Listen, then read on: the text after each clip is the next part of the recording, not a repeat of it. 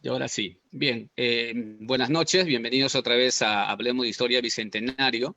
Hoy estaríamos cerrando el mes de julio y gracias a nuestras tres invitadas, más bien voy a dar eh, la moderación a Joel Pinto Esquilla. Joel.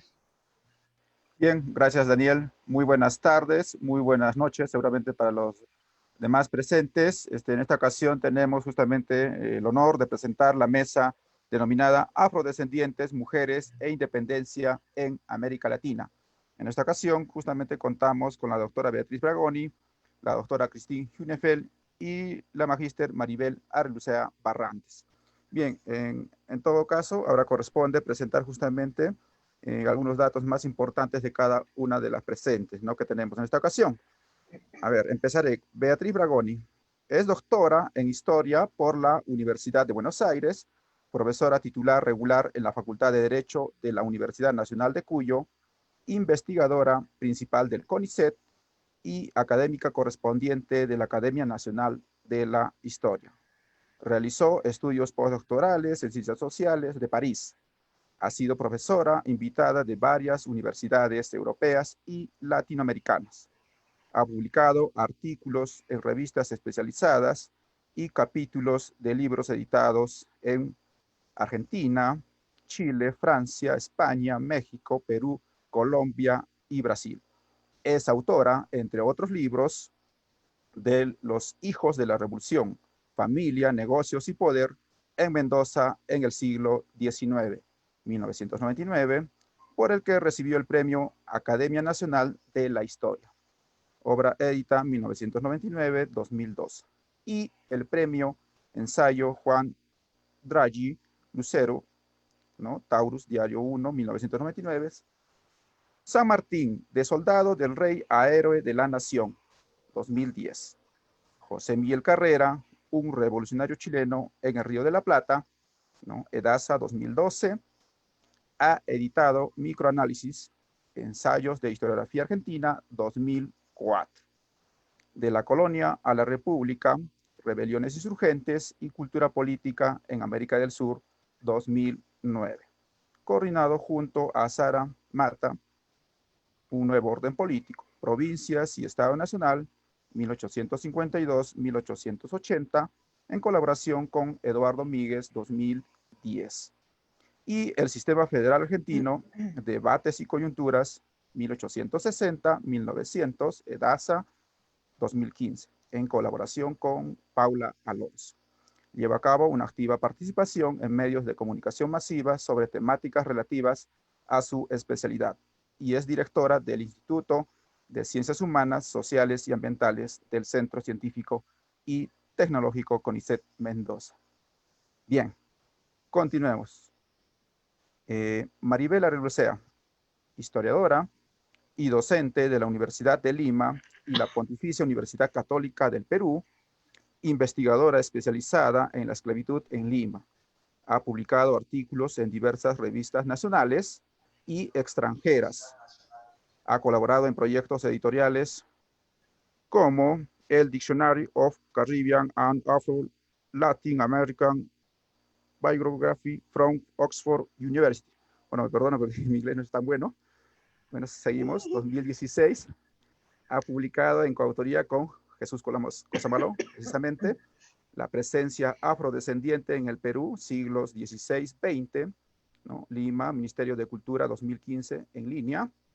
También es autora de los libros Replanteando la esclavitud, etnicidad y género en Lima borbónica, Lima, CEDET, 2009. Asimismo, Sobreviviendo a la esclavitud, negociación y honor en las prácticas cotidianas de los africanos y afrodescendientes, Lima, 1760-1820, Lima, IEP, 2018, y Lima, Afroperuana, breve historia de los africanos y afrodescendientes en la capital, ¿no? Colección Unilibros, número 21, Lima, Municipalidad Metropolitana de Lima, 2020, ¿no? Es decir, ahorita, ¿no? Ahorita.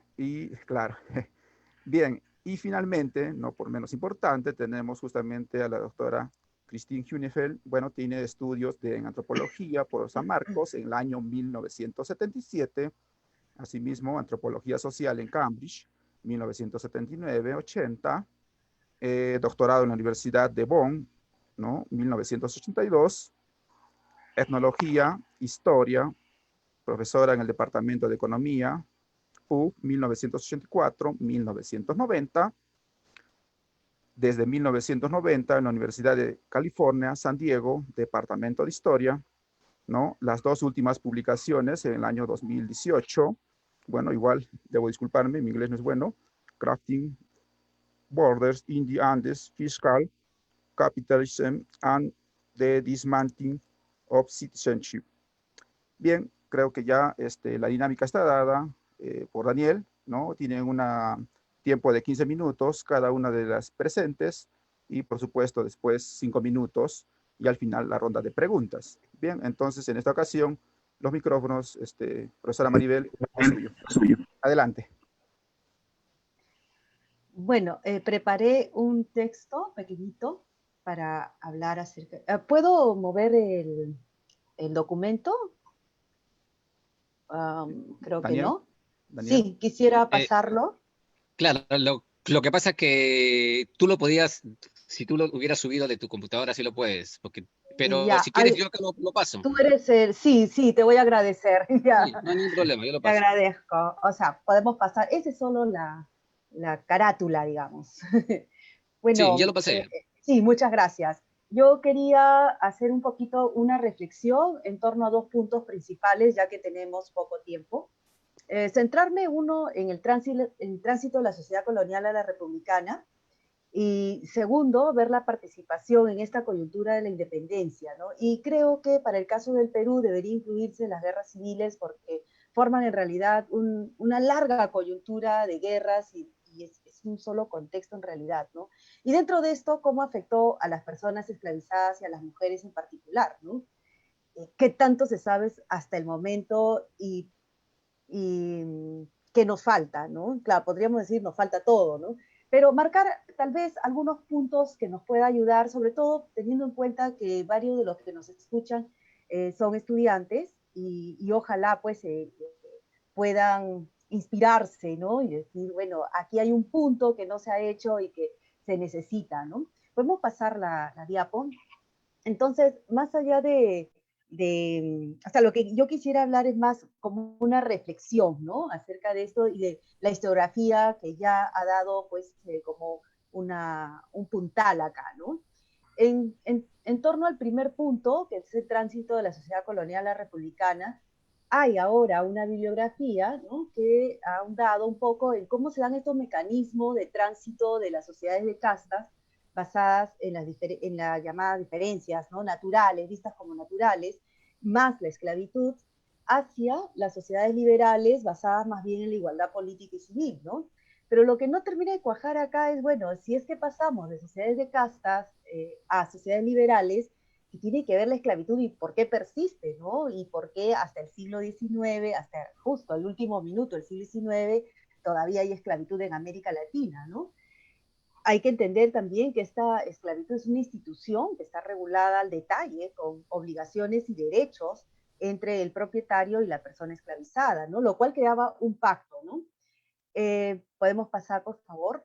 Entonces, más allá de un cambio, digamos, un total cambio, lo que vemos es una graduación muy lenta, ¿no? A lo largo del siglo XIX. Ahora, dentro de todo esto hay elementos a considerar que eso es lo que quería discutir acá, ¿no?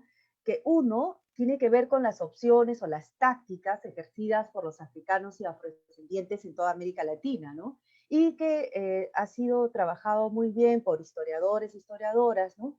Que tiene una mirada de conjunto, por ejemplo, como el de Andrews, ¿no? Este libro en el que hay una mirada de conjunta hacia las experiencias de los africanos y afrodescendientes en América Latina. Entonces, hay como una especie ya de tradición de tácticas y de estrategias trabajadas por esta comunidad en toda América Latina, entre el siglo XVI al XIX, ¿no? Que tienen que ver con cosas ya conocidas por todos nosotros, como el cimarronaje, el bandolerismo, los palenques, el uso de los tribunales, etcétera, Y hay que también tener en consideración que todos estas estrategias van a depender mucho de las coyunturas, ¿no? De las cuales estamos hablando, porque dependiendo del momento hay un mayor o menor control de las autoridades, como una especie de flexibilidad, o más bien las sociedades se cierran, ¿no? Dependiendo también del momento y la coyuntura, o de las regiones, ¿no? En las cuales se asientan estas comunidades.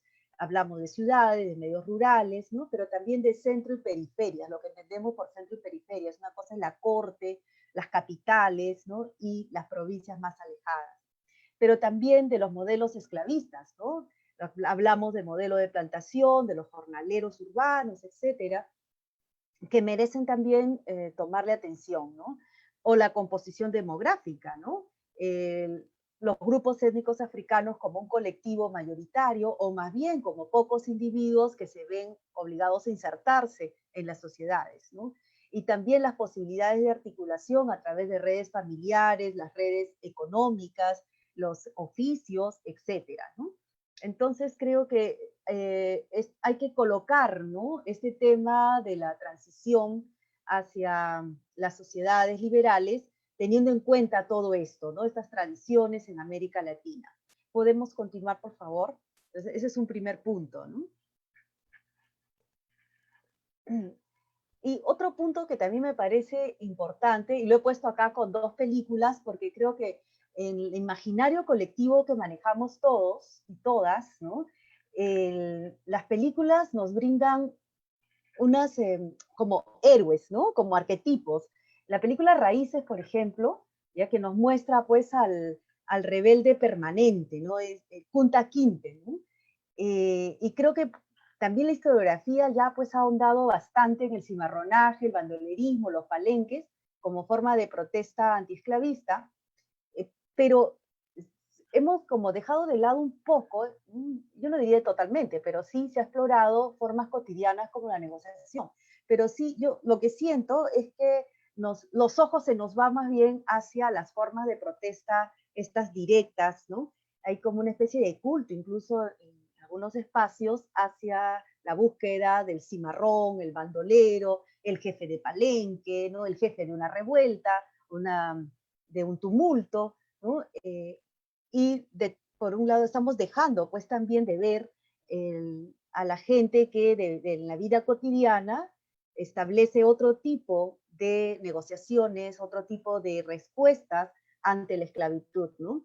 El contrato social, si lo podemos llamar así, pues solo he puesto entre comillas, entre amos y esclavos, genera una especie de tolerancia estratégica o una fachada de consenso que nos podría ayudar también a entender por qué en algunos espacios vamos a ver mayor participación de africanos y afrodescendientes en las luchas de liberación, ¿no? De independencia, y en otros no tanto, ¿no? Y esas ausencias nos puede pues provocar preguntas como ¿por qué es que no quieren su libertad o qué pasa, ¿no? No es que no quieran su libertad, sino que también tenemos que tener en consideración estos aspectos, ¿no? Tal vez las negociaciones cotidianas tienen un mayor peso de lo que le hemos dado, ¿no? No sé, es más una reflexión y una pregunta, ¿no? Que además también tenemos que matizar esto de acuerdo con los espacios que vamos a trabajar, porque no es lo mismo en toda América Latina, ¿no? Pero para el caso de Lima, que ahora voy a ver, Alex, pues acá atendiendo también a los que nos están siguiendo, que muchos son estudiantes, ¿no? Esto de la tolerancia, la fachada del consenso, el contrato social, hay toda una historiografía, sobre todo la discusión entre sociólogos, ¿no? Como, bueno, tenemos ahí una historiografía, yo lo he citado ahí también para ayudar un poquito, en los cuales yo me he servido, ¿no? Para entender también cómo se da la vida cotidiana y la negociación dentro de las relaciones esclavistas, ¿no? Pasamos, por favor.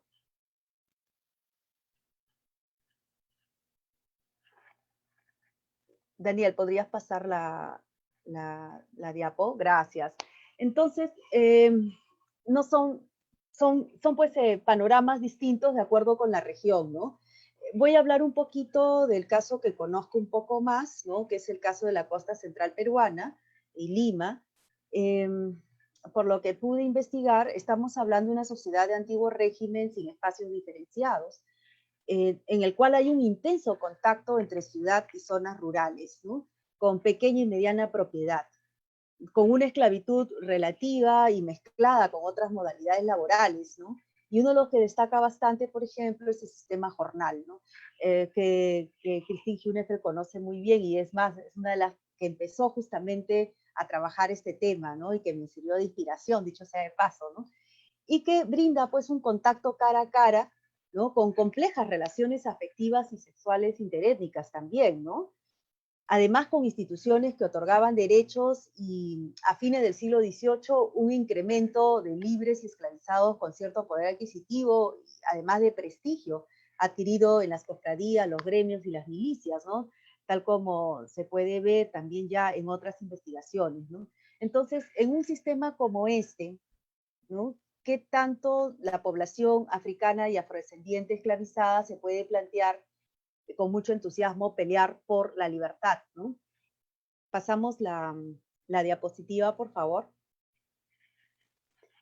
Y lo que sucede en Lima es un caso bastante complejo en el cual la población africana y afrodescendiente consolidó un modelo para insertarse en la sociedad, ¿no? Pero ojo, lo que digo acá y en el libro también es que no es la única opción, ¿no? Hay que entender que estas opciones son como tentativas de parte de la población esclavizada, ¿no?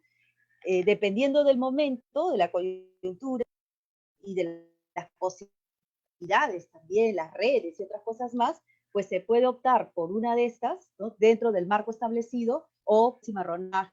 Es decir, lo que tenemos es un conjunto de posibilidades, ¿no? Y dependiendo de las circunstancias, pues la población esclavizada elige, ¿no? Elige una u otra.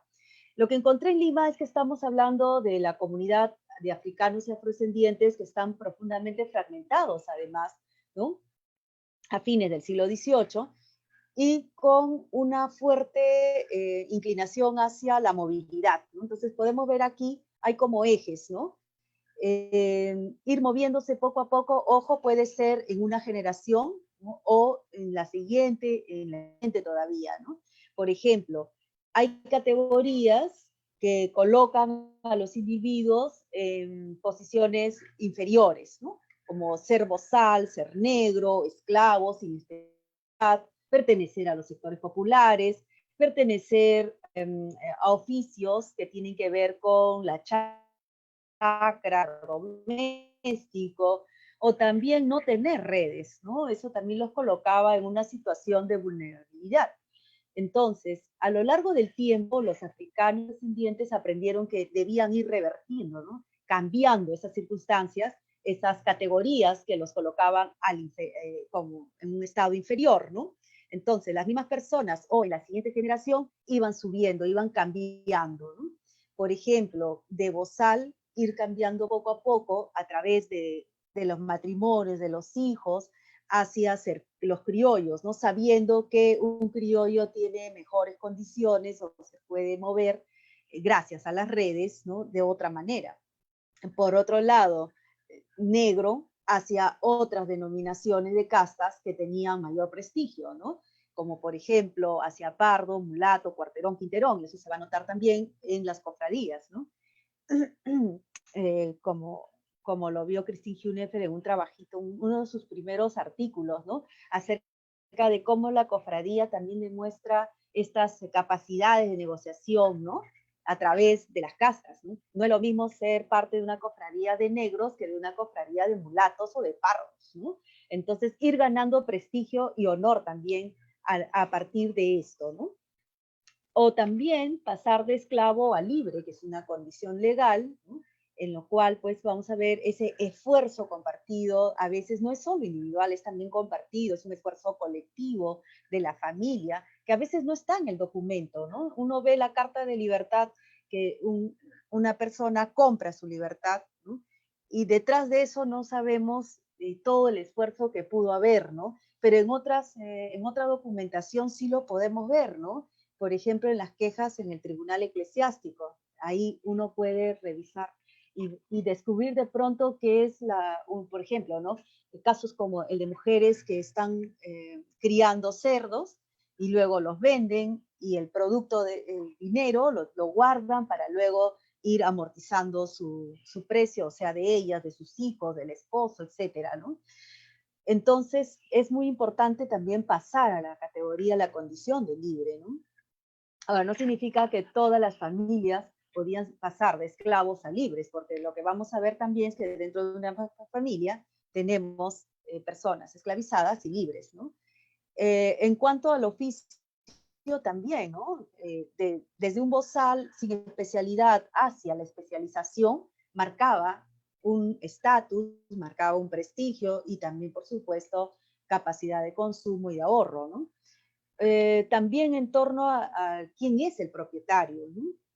No es lo mismo pertenecer, digamos, a sectores populares que a clases altas, ¿no? O también a hombres que a mujeres. En los archivos podemos ver estos choques, estas tensiones entre los que son esclavizados y sus propietarios, ¿no? Por otro lado, también lo que les decía, ser peón de chacra o de panadería, ¿no? O un doméstico, tiene una serie de sujetaciones y de limitaciones, entonces que se van diluyendo en otras modalidades esclavistas, como por ejemplo el de ser jornalero, ¿no?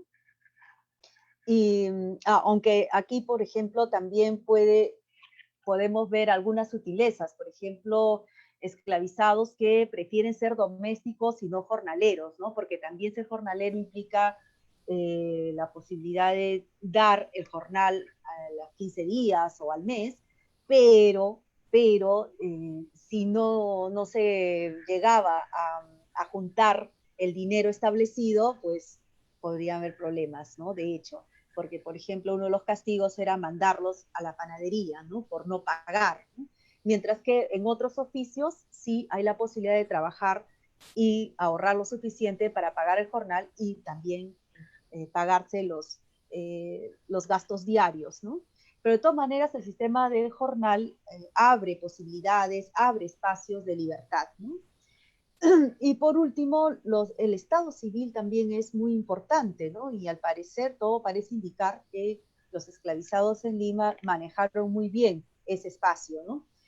Desde un bozal sin redes hasta esclavos y esclavizadas que tienen redes porque tienen amigos, pertenecen a cofradías, se bautizan y al momento de bautizarse también se establecen redes como por ejemplo con padrinazgo, ¿no?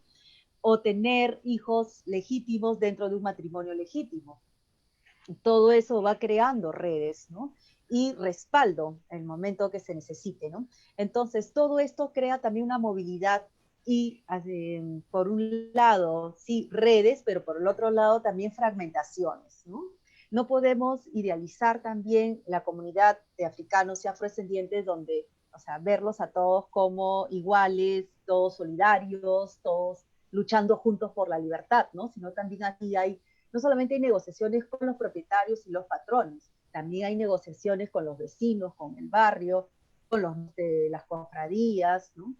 Pero también, no hay que negar, también hay enfrentamientos, tensiones, competencias, ¿no? Podemos pasar, por favor.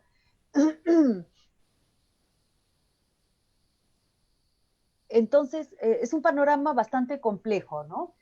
Entender, poder también luego llevarlo hacia el terreno de los enfrentamientos en la guerra de independencia, ¿no? Andrews plantea que los movimientos de independencia se originan en las periferias, ¿no? Caracas, Buenos Aires, Santiago, entre otras, donde curiosamente encuentra que son sociedades con más mestizos que españoles, más libres que esclavizados, ¿no? Entonces es muy pertinente pues plantearse las preguntas, entonces, ¿qué impulsa a los libres y esclavizados a pelear en estas sociedades, ¿no? Y cómo participaron, si tuvieron liderazgo o fueron carne de cañón, ¿no? Cómo se insertan luego en las nuevas sociedades, ¿no? Y qué ganan con todo eso, ¿no? Bueno, pasamos, porfis.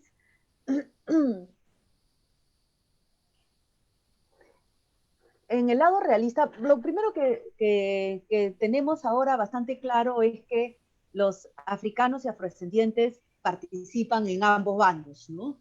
En el lado realista, por ejemplo, hay una política de asimilación y una política de enrolamiento forzoso en ambos lados, ¿no? La política de asimilación en el siglo XVIII es a lo largo del siglo XVIII en realidad ir dando leyes que permitan el ingreso de africanos, perdón, de afrodescendientes en algunos espacios, ¿no? Como por ejemplo en iglesia, en las universidades, ¿no? Están entrando, ¿ya?, a espacios antes vedados, ¿no? Y en el caso de las milicias también, hay que recordar también que en el siglo XVIII tenemos varios levantamientos, un montón de levantamientos, ¿no? Antifiscales, en el contexto de las reformas borbónicas, ¿ok? Y entonces hay toda una política de asimilar, ¿no?, a los afrodescendientes a Profesora través de las Maribel, milicias, ¿sí? disculpe, un minuto por favor para redondear porque ya se pasó un Así. poquito. No se preocupe. Sí, Ya. para redondear la idea, sí. Ok, Disculpe. entonces entendemos la idea, ¿no? La política de asimilación justo ya se había planteado, ¿no?, cuando tenemos el estallido de las guerras de independencia. Y ahí se pasa a la política de enrolamiento forzoso, ¿no? Que es bueno, podemos pasarlo. Y aquí, por ejemplo, está por investigarse el rol que cumplieron los esclavizados, ¿no? Y en el lado patriota, ¿qué es lo que más se ha puesto atención en los últimos años? Hay toda una historiografía, porque relacionamos esclavitud con la lucha por la libertad y creemos, ¿no?, que todo esclavo ha tenido que luchar por la libertad. Bueno, está entonces planteado el problema que no todos participaron en el bando patriota, ¿no? Y en el lado patriota también hay una política de asimilación a través de las milicias y a través de un relevamiento forzoso también, ¿no? En el caso de los afros es muy conocido esto de San Martín, no voy a ahondar en eso ya, ¿no? Pero los granaderos y el caso de Falucho, que cuenta una cultura, bueno, de bastante tiempo, una cultura preciosa en Buenos Aires, y me hace pensar también cómo aquí en el Perú tenemos datos muy concretos de participación de esclavizados. Claro, esos datos concretos no son con nombre y apellido, apenas tenemos uno, que es el de Ildefonso, ¿no? Pero que creo que es importante para la comunidad afrodescendiente colocar ese nombre y colocarlo en el espacio público para también incluir a los afrodescendientes en las luchas por la independencia, ¿no? Bien, muchas gracias, profesora Maribel Relucea. Entonces, ahora sí damos pase a la doctora Beatriz Bragoni. Doctora.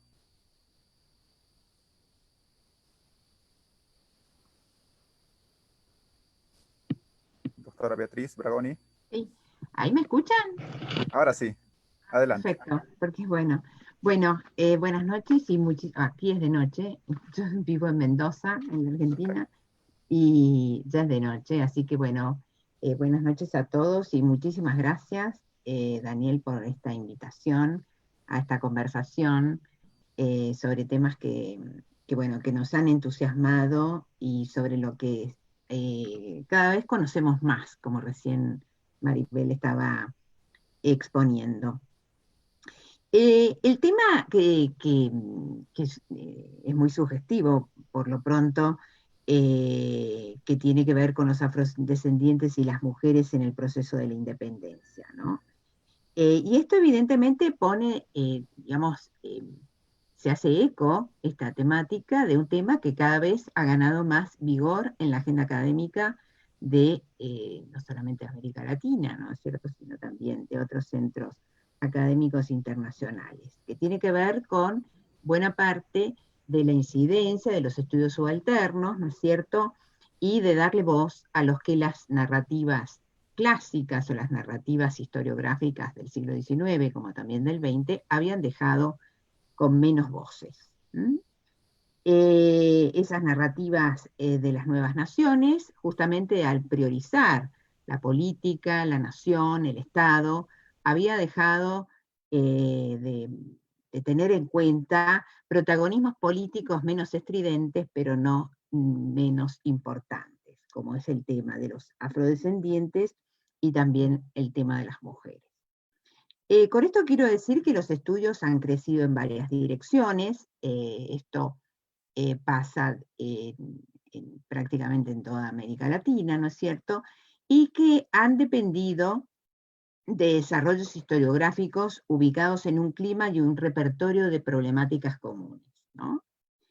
Pero con diferentes maneras, ¿no? Porque tienen que ver con los desarrollos historiográficos de cada una de las instituciones, podemos decir, o de cada una de las historiografías nacionales, aún controlando la escala nacional, ¿no? Pero sigue habiendo, si bien sabemos hoy por hoy que las naciones no estaban constituidas desde el origen, pero los enfoques, diríamos, tienden a, por una parte, a focalizar lo regional o espacios o unidades jurisdiccionales más pequeñas. Pero con un punto, diríamos, con un punto muy valioso que tienen en común, que es la valorización de las fuentes, sobre todo de las fuentes judiciales, ¿no es cierto?, de los expedientes judiciales, que son los vectores más potentes, aunque sabemos que tienen también muchas complicaciones para poder dar con ellos y para poder interpretar esas voces anónimas, ¿no es cierto?, esas historias mínimas que cruzan este proceso histórico, pero que convenimos en que las fuentes judiciales, las sumarias, los juicios, etcétera, etcétera, son las herramientas más eficaces para reinterpretar el accionar, estas motivaciones de los sectores subalternos, en este caso de los afrodescendientes, como también de otros sectores subalternos, que son fundamentalmente los grupos plebeyos, ¿no es cierto? Aunque aceptemos que estos expedientes judiciales tienen una mediación, que son justamente los funcionarios judiciales los que levantan, porque estamos frente a la mayoría, una abrumadora mayoría de analfabetos, ¿no es cierto? Entonces ahí tenemos un problema, pero que confiamos en estas vías, ¿no es cierto?, de aproximación a esa experiencia, a esas motivaciones y a las sensibilidades de estos grupos sociales. Los afrodescendientes han tenido un lugar de privilegio en la agenda de los estudios subalternos o de los sectores populares, después que charlamos sobre eso si quieren, pero evidentemente que el peso de la demografía en relación a las sociedades indianas o sociedades coloniales, después transformadas en republicanas, que es lo que justamente Maribel recién decía, tienen muchísimo que ver en las formas de aproximación y en función de las condiciones materiales que estos protagonismos sociales y políticos tuvieron lugar, ¿no es cierto? Sociedades, economías, digamos, trastocadas por las insurrecciones o las rebeliones, que sabemos que las revoluciones de independencia no fueron las primeras, sino que el mundo andino tiene toda otra historia, Nueva Granada también la tiene. Es decir, que son grupos y culturas políticas y jurídicas que no han sido inmóviles al momento de la revolución de independencia, sino que han tenido cambios sustantivos y han tenido protagonismos que no necesariamente tuvieron que ver con la independencia, sino con otro tipo de reivindicación. Lo que me interesa señalar entonces es también, en el caso de los afrodescendientes, es el impacto relativo de los incentivos propios de la legislación en el pasaje de la condición de esclavo o esclava a libertos y libertas en el periodo colonial, ¿no? No es que la colonia no daba lugar a ese pasaje, ¿no? Al reemplazo de la condición de esclavo por el de liberto o de hombre o mujer libre. Los antecedentes coloniales, en el caso que yo más conozco, que es el Río de la Plata, que es como recién él decía, estas regiones más, que fueron más díscolas, porque eran más nuevas, con toda esa, ¿no es cierto?, esa interpretación que tiene que ver que las revoluciones se afianzaron en los virreinatos menos consolidados, frente a las unidades administrativas más consolidadas. Esos antecedentes coloniales en el Río de la Plata fueron indicativos, fueron señalados oportunamente por Silvia Mayo, como también por Liliana Crespi, en función de cómo condicionaba las relaciones sociales, ¿no? Y ahí el tema de la manumisión, como la compra de la libertad, era una práctica no, digamos, universal, pero frecuente en el Río de la Plata antes de la Revolución de Independencia. Ejemplos numerosos hay en este sentido, del cambio en la condición civil que la revolución y la legislación posterior a 1810, y sobre todo toda la batería legislativa que sale con la Asamblea del año 13, lleva a otra escala, ¿no?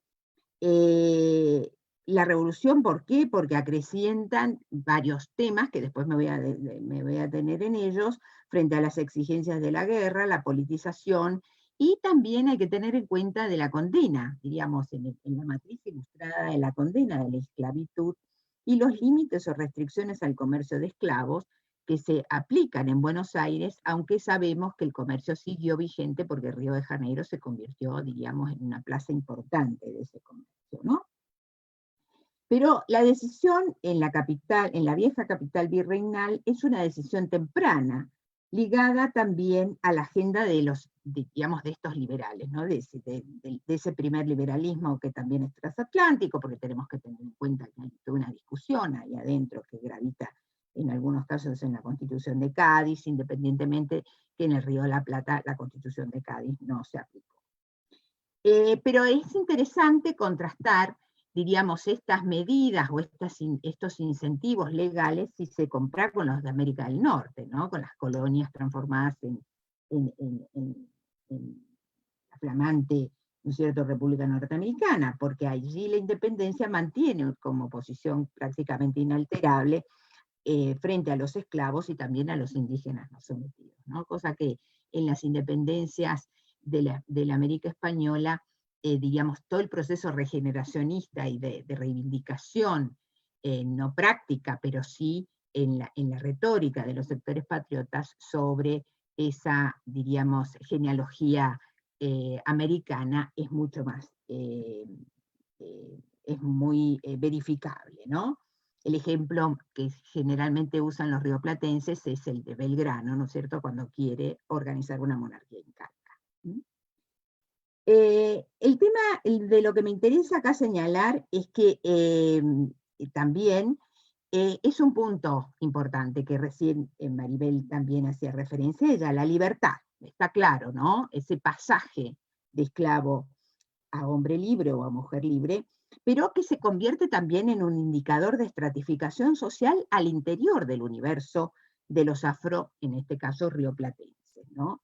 Y en esto es muy interesante ver los hallazgos que ofreció Miguel Ángel Rosal, que es un especialista en población afro-rioplatense, que detectó el viraje operado en antiguos esclavos después de 1820, es decir, después de la revolución y ya, diríamos, en el orden post-revolucionario, cómo los antiguos esclavos se convertían en propietarios de esclavos, ¿no? Habían obtenido la libertad, pero, diríamos, no hay una condena a la esclavitud, sino que los mismos ex esclavos se convierten en propietarios de esclavos. Y hay varios casos que están verificados y que es muy interesante porque justamente digamos, complejiza ese fenómeno en donde no, digamos,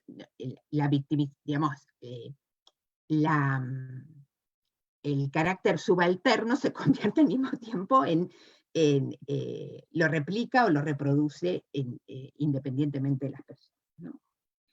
El otro punto que me interesa señalar en relación a los afrodescendientes es el tema de la politización y la promesa de libertad como incentivos de las guerras de revolución, ¿no?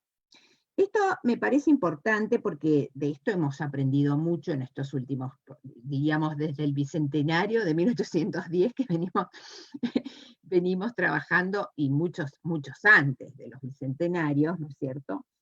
Y como bien dice, digamos, es un tema recurrente, ¿no es cierto?, el tema de la participación de los negros tanto en los ejércitos de la patria como en los ejércitos realistas, ¿no? Hay ejemplos numerosos, y al mismo tiempo sabemos en más detalle, ¿no? Contamos con monografías o trabajos específicos en el caso del río, en el Virreinato del Río de la Plata, como también para Chile, como también para Lima, como está recién comentando Maribel. ¿Qué es lo que sabemos para el Río de la Plata? primero, el papel importante que previo, digamos, la politización y la militarización es previa a la Revolución de Mayo, ¿no? Porque ahí hay que tener en cuenta las invasiones inglesas, hay que tener en cuenta la formación de los regimientos de pardos libres y también de esclavos movilizados, digamos, en el lenguaje de época, para expulsar a los impíos ingleses, ¿no? Donde muestra el papel de la religión también en el proceso de movilización política.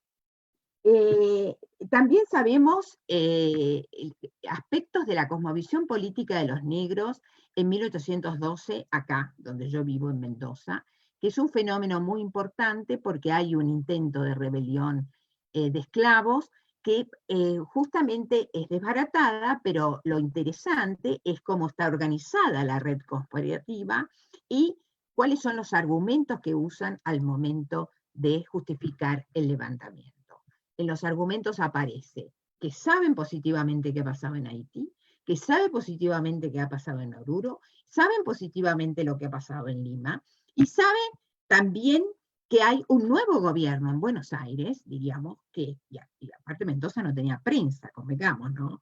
No es que llegaban las noticias y los papeles impresos, sino que llegaban las noticias y no solamente llegaban las noticias desde Buenos Aires, sino que llegaban las noticias de Santiago de Chile, donde ya había sido aprobada la ley de libertad de vientres en 1811, y donde muchos, digamos, varios distinguidos o conspicuos de la élite chilena habían manumitido a sus esclavos y pasaban del otro lado de la cordillera difundiendo y mostrando prácticamente que, digamos, el cambio político suponía un beneficio en términos de libertades civiles, ¿no?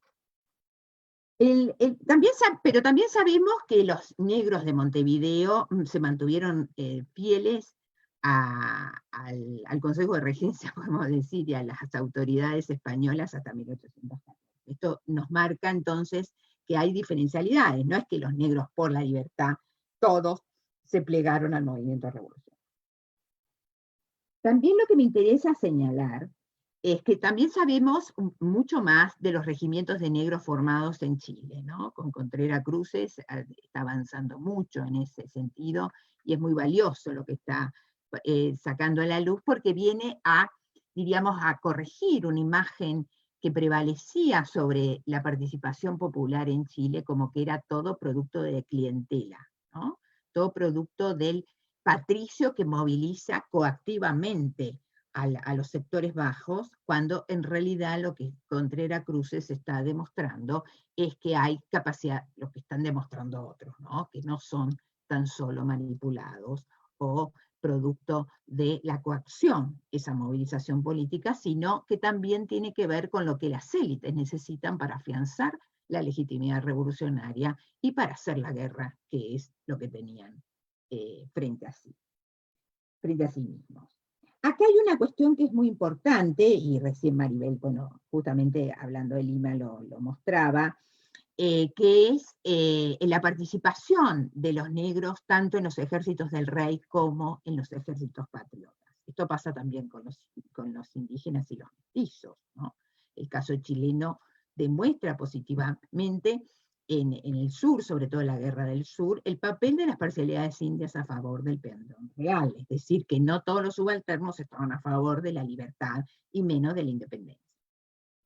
El punto acá, lo que me interesa señalar, es que que la estrategia de la guerra de independencia daba lugar a digamos, apostaba al pase, diríamos, lo que se llama, que se alentaba la deserción, tanto los realistas como los patriotas, alentaban la deserción en sus filas para justamente disminuir la fuerza militar del adversario. Entonces los pases, digamos, era una estrategia concreta. Cuando uno analiza las instrucciones de Pueyrredón que le da San Martín en el cruce de la cordillera para hacer la batalla de Chacabuco, como también digamos, las estrategias que utilizó en la expedición de Paracas en el avance hacia el norte, justamente estimulan que deserten los soldados del ejército contrario y que se pasen al bando patriota. El ejemplo más famoso es el de Numancia, ¿no es cierto?, cuando justamente buena parte del ejército se pasan con sus oficiales al ejército patriota. Doctora Dicho Beatriz, esto, sí, Beatriz, sí, le queda 2 minutitos, sí, disculpe, bueno, para, ahora sí, cierro. claro, Hay dos puntos que me interesa señalar. Uno es que, ¿cuál es el límite? Que, digamos, la carrera o el ascenso, el papel de la libertad, en el caso de los negros en los ejércitos, tiene un techo. Y que pueden crecer adentro de los regimientos, digamos, pueden sumar posiciones y escalar posiciones con un techo, ¿no? En general llegan a sargentos, y en general los que llegan es porque saben leer y escribir o porque han sido esclavos de personajes espectaculares. Y finalmente, para dos palabras en torno a las mujeres. Las mujeres, digamos, en la independencia, evidentemente que el desarrollo de la historiografía, por lo menos de la que yo he tenido acceso, es menor a lo que sabemos de los afrodescendientes. Esto evidentemente tiene mucho que ver con las fuentes, y por eso sabemos más de las mujeres de las élites y de cómo la guerra y la revolución impactó en la familia, pero las mujeres dentro de un universo que es familiar, y cómo afecta la revolución y la guerra a las familias que las convierten, digamos, faccionalizan esas familias. En relación a las mujeres de digamos, las mujeres de las élites, y sobre todo los dirigentes de las élites revolucionarias, realmente no la pasan siempre bien. El ejemplo de las mujeres de los Carrera, por ejemplo, muestra el peso que tuvo la emigración, la pérdida, diríamos, de esos privilegios que antes eran de una familia de la élite de Santiago en el exilio o en la emigración. Realmente muestra una cara que es muy dramática, ¿no es cierto?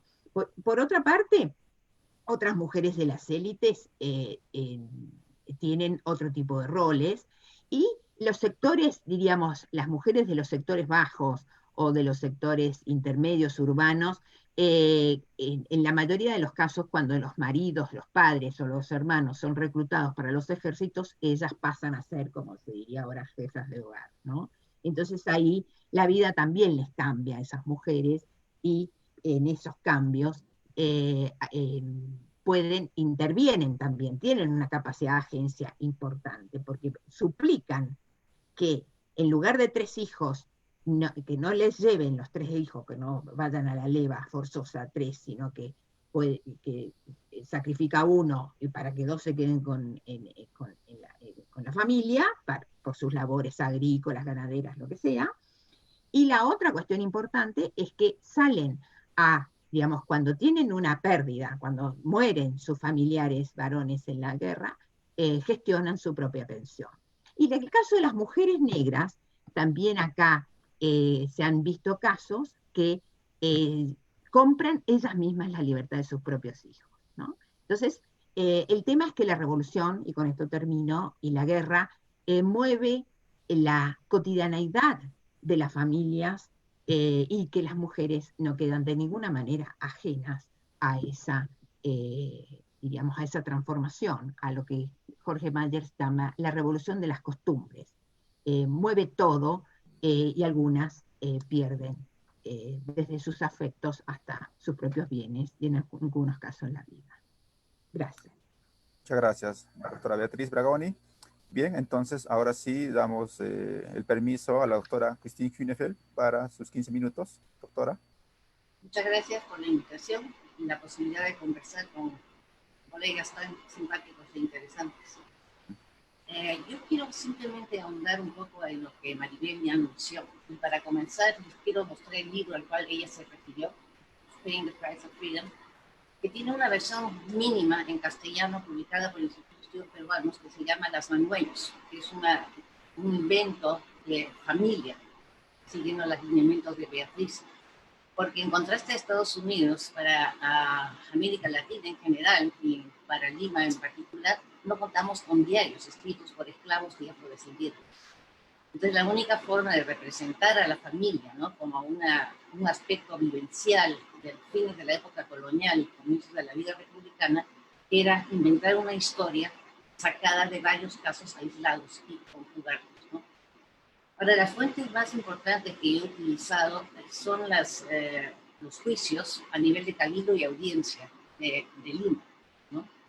Y dentro de eso son los casos de así llamada redimitoria, que permiten, por un lado, rellenar los contenidos de la negociación de la que hablaba Maribel.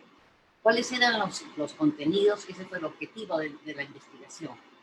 ¿Y cuáles son las sistematicidades que, por tanto, podemos resaltar? Dadas todas las coordenadas y las diferencias internas a la propia población negra, tanto dividido étnicamente como racialmente, y también con grupos de ingresos, ¿no? De lo cual hablaba Maribel. Entonces, la primera pregunta que yo me hice es, ¿cuál es la distribución demográfica de los esclavos en la ciudad de Lima? Y una cosa que resalta y que es muy diferente a todo lo que pasó en Estados Unidos es que hay una gran relación entre número de esclavos y amos. O sea, nosotros tenemos unidades domésticas que son muy pequeñas de los amos, que tienen 1 o 2 esclavos, que es una gran parte de las unidades domésticas en Lima a fines del siglo XVIII y comienzos del siglo XIX. Entonces, la segunda pregunta es, ¿dónde vivían los esclavos y los negros libres en parte? Mayormente vivían en los traspatios de las unidades domésticas, de los amos. A veces, y como muchos de las personas, los habitantes de Lima, eran además dueños de haciendas, estaban tan cerca como Cieneguilla, por ejemplo, hoy día, ¿no? Eran grandes haciendas, estos esclavos eran mandados a trabajar en las haciendas. Entonces, ahí se da un fenómeno muy interesante porque eso implica una gran movilidad de los propios esclavos entre lo rural y lo urbano, ¿no? Están permanentemente en dos mundos, conocen todas las vivencias de lo urbano, pero al mismo tiempo conocen y dialogan con sus contrapartes en el sector rural. Entonces, ahí hay una primera forma de alianza, de comunicación y de intercambio de ideas, que son muy equilibradas, porque lo que escuchan en la mesa de la cocina de los amos, lo trasladan automáticamente al universo rural y lo comparten. Entonces hay como una serie de comunicaciones que son posibles y que, dada la época, son extremadamente políticas, ¿no? Entonces hay un primer universo, ¿no? Estos contenidos de la negociación, ¿no? Cómo se van formulando en el transcurso del tiempo y por las propias experiencias urbano-rurales de los esclavos. Ahora, no solamente la cercanía geográfica, sino hay un componente económico también. En inglés hay una palabra para eso que se llama trabajo al partir en los Andes, que se llama provision grounds. Entonces, muchos de estos pequeños hacendados en la circunferencia de Lima, lo que daban a sus esclavos es un pedazo de tierra, que la trabajaran, uno, para autoalimentarse, y dos, para quedarse con una parte de la cosecha que después podía ser comercializada en los mercados urbanos. Entonces, esa es una primera posibilidad de acumulación de dinero para lo que Maribel señalaba, comprar la libertad. O sea, sale del mundo rural, pasa al mundo urbano y se nutre de las experiencias urbanas, sobre todo, ¿no? Entonces, muchas de las unidades domésticas, ¿no? Estaban formadas ya sea por una viuda o por una pareja de viejos, ¿no? Y si tenían suerte, tenían acceso a un esclavo. Entonces era el esclavo el que trabajaba por estas personas, por estas pequeñas unidades domésticas. Las mujeres blancas, de hecho, y mestizas también en parte, se suponía que no salían a trabajar, no se les podía ver en la calle. Eso era parte de la moralidad, de la cultura de la época, y sabemos que muchas de estas mujeres blancas y mestizas se alimentaban ya sea de costura, o sea, recibían trabajos de costura, se quedaban recluidas en sus casas, pero era una cercanía, eso creaba una cercanía con el esclavo o la esclava, porque había una dependencia mucho más cerrada, mucho más concreta, ¿no? Había incluso emociones y Fernando de Treceñé incluso habla de amor, ¿no? Entre esclavos y amos, por esta proximidad geográfica. Un caso extremo, que no es el único caso, y he encontrado varios de estos, es un hombre, desde mulato hasta blanco, que convive con una esclava y muchas veces de por medio hay hijos. Entonces eso se presta a una reivindicación muy especial, porque estas mujeres van a ir a los juzgados y van a decir cómo es posible que el hijo o la hija de un hombre libre sea esclavo. Ustedes saben que la esclavitud se hereda por el vientre. Entonces, formular esa pregunta nada más significa un nivel de conciencia muy alto sobre la paridad que se necesita para procrear hijos. Es una paridad expresada legalmente en este caso. Entonces, también al mismo tiempo es una cosa científica, diría, casi científica, ¿no? Es un cuestionamiento de por qué, cómo es posible que los juzgados acepten como regla, como leal, esta situación de un padre no esclavo, el hijo esclavo. Entonces están cuestionando todo esto está basado obviamente en la falta de conocimiento sobre los detalles biológicos de la reproducción humana, ¿no? Pongámonos en la época, la ciencia todavía no sabe y traduce a leyes un desconocimiento biológico. ¿Cómo se decidía si el hijo era dueño, que el hijo era procreado por el amo? Se recurría al protomedicato. Y el protomedicato, ¿qué hacía? Evaluaba el color de la piel de la persona afectada, ¿no? Entonces son cosas así muy, muy simples, muy burdas, ¿no? Que definen una propuesta legal de las mujeres esclavas. Yo tengo un gran respeto por lo que dijo Maribel. Hay una cosa que me gustaría resaltar un poco más. Hay una palabra que Maribel no mencionó, y es el conque. El conque es un papel que los esclavos traían consigo, donde estaba anotado cómo se llamaban, quiénes eran, cuáles eran sus habilidades y cuánto era su precio. Eso es lo más importante, ¿no? Entonces, había un registro escrito de cuánto valía, cuál era el precio de ese esclavo. Y entonces, la pregunta que me surgió a mí es cómo y dónde conseguía el esclavo el dinero para ir rebajando su propio precio. Estaba estipulado en esto que se llama compra. Ahora, por razones demográficas también sabemos que la gran mayoría de artesanos en Lima eran descendientes de negros o esclavos, descendientes libres o esclavos. Y tenemos las lindas imágenes de una persona como Pancho Fierro, que retrata todas estas actividades artesanales que van desde pintor de velas, mantequeros, vendedores de comida, zapateros y sobre todo los aguadores. Es una imagen que a mí desde el colegio me impresionó muchísimo. El hombre que carga dos baldes de agua y las lleva a casa y patea a los perros para que se vayan y lo dejen caminar tranquilo y suministrar agua a la población limeña. Al final del día, y no es a los 15 días ni al mes, al final del día el esclavo tenía que ir a pagar el jornal a su amo. Entonces, todo lo que él producía como artesano, que ella estaba más allá del jornal estipulado en el conque, iba a su propio bolsillo. Y ese fue un proceso de acumulación, sin duda. Duraba muchos años porque los jornales eran muy bajos y los precios de los esclavos muy altos. Ahora, yo siempre he visto que hay un segundo caso, porque sobre todo pensando en estas unidades domésticas muy pequeñas, lo que pasa es que el amo muchas veces no es el encargado de conseguir el trabajo artesanal al esclavo. Y llega un momento que no tiene tiempo, que está enfermo, o que no tiene el dinero suficiente para moverse en la ciudad, que él le dice al esclavo, anda, tú búscate tu propio trabajo, lo importante es que me traigas el jornal al final del día. ¿Eso qué sucede? Entonces, ¿qué pasa con el esclavo? Tiene mucho más libertad de movimiento, se articula más socialmente en la ciudad y sobre todo se va a aprovechar de las relaciones ya establecidas, por ejemplo, en este contexto rural urbano.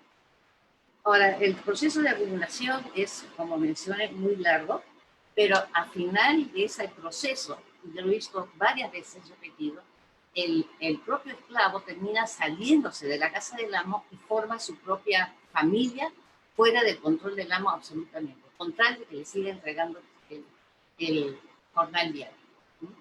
Entonces, con esto tenemos un panorama de mucha libertad, de mucho movimiento, ¿no?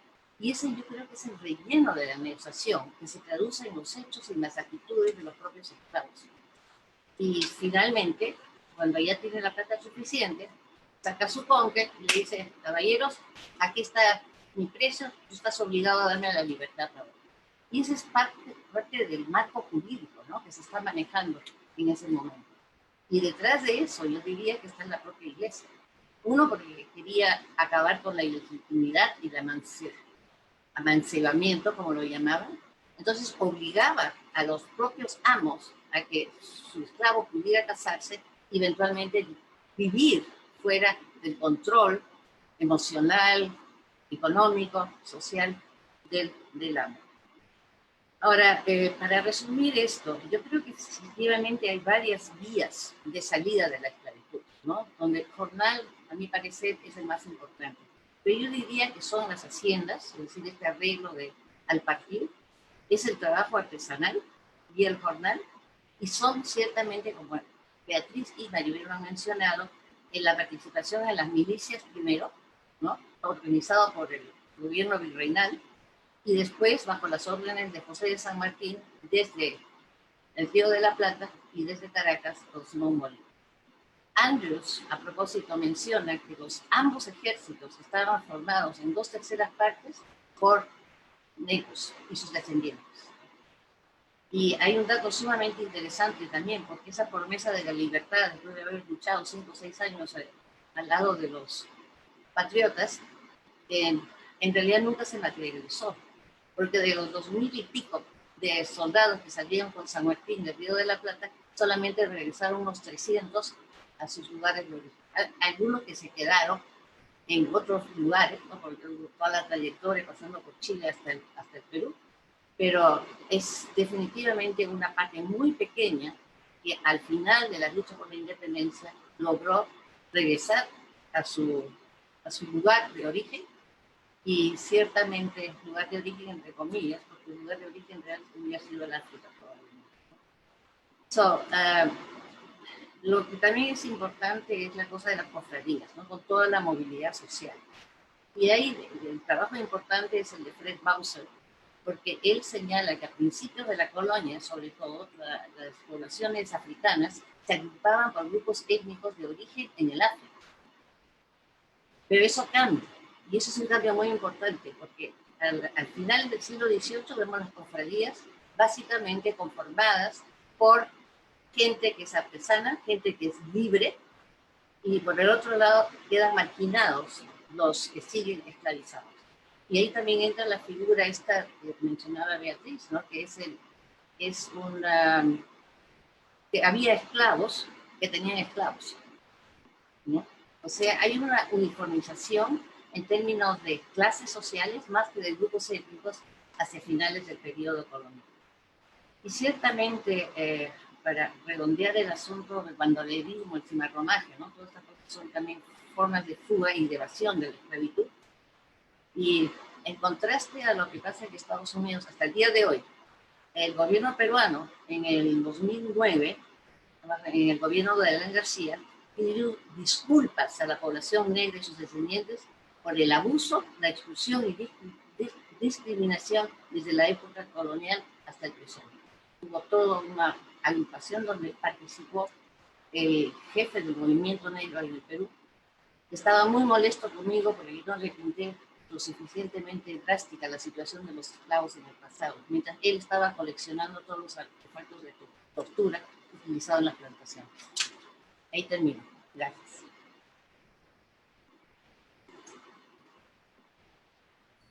Muchas gracias, doctora Cristina Hunefeld. Sí, estaba para mi micro. Gracias, Daniel. Bien, entonces hemos terminado la primera ronda, digámoslo así, de 15 minutos de cada uno de los presentes. Ahora sí compete justamente la segunda parte de 5 minutos y bueno, en el mismo orden. Entonces dejamos en la palabra a la profesora Maribel Arrelucea. Profesora Maribel Arrelucea. A ver, estaba encendiendo el micrófono. Ah, Sí, ok. Gracias. me faltó la última parte, tuve un problema técnico, se fue la conexión, pues ya Sí. no pude hablar de la última parte con respecto justamente acerca de las mujeres, ¿no? ¿Dónde están las mujeres? Porque en el contexto que estamos viendo, también quería considerar la vida cotidiana, ¿no? Estas viejas tácticas de resistencia que continuaron en el contexto de las guerras hasta la abolición de la esclavitud, ¿no? Y que Aguirre habla del despertar jurídico en ese contexto, ¿no? Pero en ese contexto, no es que recién están utilizando el sistema legal, ¿no? Y luego, en esa transición, hemos pasado revista también a gente que destacó dentro de la comunidad de africanos y afrodescendientes, ¿no? Hay que recalcar que en esta transición esta comunidad tuvo que acomodarse y aprender las nuevas reglas de juego de esta sociedad liberal, ¿no? Que estaba en construcción. Entonces, se ha podido rescatar biografías o microbiografías de músicos, pintores, médicos, artesanos, ¿no? Peones, maestros de baile, ¿no? Que son como pequeñas piezas, ¿no? Para recapitular. Y, por ejemplo, de Francisco Fierro, que también me encantan las acuarelas de Pancho Fierro, o el médico José Manuel Valdés, bastante destacado, ¿no? O José Gil de Castro, el gran retratista de los Libertadores, que no tiene retrato, ¿no? Pero estamos hablando de hombres, ¿no? ¿Y dónde están las mujeres? Pues sabemos de algunos nombres, por ejemplo, la madre de José María Valdés, María del Carmen Cavada, ¿no? O la madre de Pancho Fierro, María del Carmen del Fierro, no sé, o la ama de leche de Bolívar, ¿no? Hipólita. Pero estamos hablando de madres domésticas, amas de leche, ¿no? Faltan pues investigaciones para saber qué hicieron y cómo negociaron en ambos bandos, ¿no? Los que apostaron por el bando realista también cómo se insertan después, ¿no? ¿Qué ganaron o qué perdieron, ¿no? Entonces falta ampliar la mirada del escenario de la guerra hacia la vida cotidiana. También entendemos la guerra como un asunto de hombre, ¿no? Y tal vez estamos perdiendo con eso la participación de las mujeres en los trabajos de... Ellas están detrás tal vez de la línea de combate o están en la línea de combate, ¿no? Pero faltaría hurgar eso. Y la vida cotidiana a mí me parece fundamental. Escuchaba un poco a Beatriz hablando justamente de los afectos, de la familia, ¿no? Entonces, ¿qué pasaba en la vida cotidiana? Y creo que por ahí también podríamos ir rescatando las figuras de estas mujeres y haciendo pues un trabajo de archivo, sacándolas, ¿no? Sacándolas con nombre y apellido, pero no solo como las madres, ¿no? O como las amas de leche, las nodrizas que están esperando ser liberadas, sino más bien que están haciendo, ¿no? Que son sujetos o sujetas, como diríamos ahora, ¿no? En fin, más o menos es una reflexión de lo que faltaba. Ok, entonces muchas gracias, profesora Maribel. Muy bien, ahora sí recobramos los minutos. Entonces pasamos, pasamos a la doctora Beatriz Bagoni. Doctora Beatriz, tiene 5 minutitos. Ahí está. Bueno, mm, eh, muy, muy interesante todo. La verdad es que me he quedado pensando en varias cosas. Lo que me gustaría traer a colación en este poquito tiempo es que necesariamente tenemos que prestar atención a estas, digamos, a estas figuras, a estos personajes que están menos documentados, ¿no? Por una sencilla razón, que la forma que asume la guerra de revolución involucra poblaciones, involucra los recursos locales de cómo en los diferentes escenarios de la guerra, ¿no? Las poblaciones cumplen un papel fundamental, los pueblos, villas y demás, ¿no? Por lo tanto, ahí las mujeres y también las mujeres y los hombres que no fueron reclutados para los ejércitos cumplen un papel importantísimo, ¿no? Eh, eh, yo no tengo, digamos, siempre estuve estudiando San Martín, tratando de buscar y de encontrar alguna huella de que las mujeres hubieran acompañado ese ejército cuando cruza los Andes, y después el ejército en los años que está en Chile, y después la expedición que parte, ¿no es cierto?, a Perú. Sin embargo, no hay registro evidente que ese ejército haya incorporado a esas mujeres, ¿no? Y hay una razón muy lógica en San Martín de que no las incorporara. Su concepto, diríamos, de ejército, entre comillas, profesional, hacía posible, ¿no es cierto?, o quería evitar lo que justamente otras formaciones armadas donde él había participado, tanto en el Ejército del Norte como en la guerra en la península, ¿no es cierto?, en España, había mostrado, ¿no?, que, que la estrategia de guerra, diríamos, tenía que tener la mayor capacidad de profesionalización posible. Ahora, eso evidentemente que las mujeres en ese esquema de guerra también cumplían, y las mujeres, digamos, en todo el tema de la conspiración, por ejemplo, como en la circulación de información secreta, ¿no?, de esas proclamas y de toda la política de propaganda que se dirigía desde Santiago de Chile, antes de salir, ¿no es cierto?, la expedición, cumplió un papel también importante, porque justamente si uno piensa y restituye, por lo menos aquí en el Río del Plata en Chile, los maestros de postas, los maestros de postas no necesariamente eran varones, también eran mujeres, ¿no? Entonces en el control de la información, en determinados circuitos clandestinos, las mujeres en esta guerra tuvieron mucho que ver. Y también en la desestructuración, digamos, y en las nuevas formas que van a asumir esas familias, como bien lo dije hace un ratito. Que las mujeres fueron, digamos, actores importantes en ese proceso político, lo demuestra un testimonio de un oficial, justamente en el Río de la Plata, que se llamaba Miguel Soler, que justamente fue el que cruzó los Andes y que participó de Chacabuco, que se volvió en 1820, cuando se quejó más de una vez de la movilización política que tenían las mujeres y de la manera, según Soler, en que las casas de familia habían sido transformadas en verdaderas usinas generadoras de rivalidades facciosas. Así que es un tema de agenda, porque hay muy buenos trabajos hechos, pero queda mucho por hacer. Así que bienvenidos todos los que quieran sumergirse en los archivos cuando nos dejen entrar y se pase esta pandemia maldita, que podamos volver a los archivos y disfrutar de nuestro oficio. Muchas gracias. Gracias, doctora Beatriz. Bien, entonces ahora sí damos pase a la doctora Christine Hünefeld. Sí, yo creo que efectivamente esta forma de comunicación pasa por las mujeres. Ellas son las que permanentemente están escuchando a los amos hablar en sus casas, y después van a los mercados.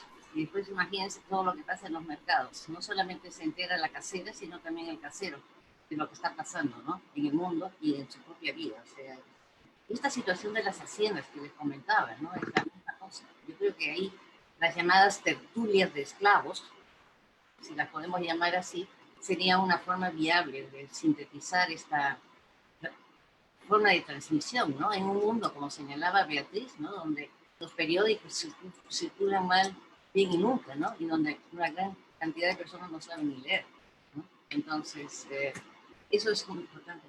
La otra figura que también Beatriz mencionó es el asunto de las rabonas, ¿no?, que con los soldados indígenas era totalmente posible.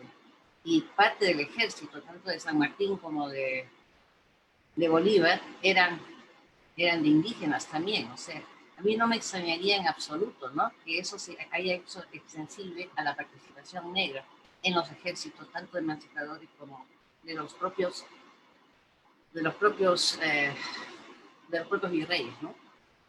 Entonces, era una forma de abastecimiento del ejército, ¿no? O sea, ellas eran las que iban adelante, llegaban a las comunidades, a las ciudades, y lo primero que hacían es buscar comida para sus maridos o sus amantes, lo que fueran, ¿no? Entonces, ellas fueron las que organizaron literalmente la marcha de los ejércitos. Entonces creo que fue una función muy importante.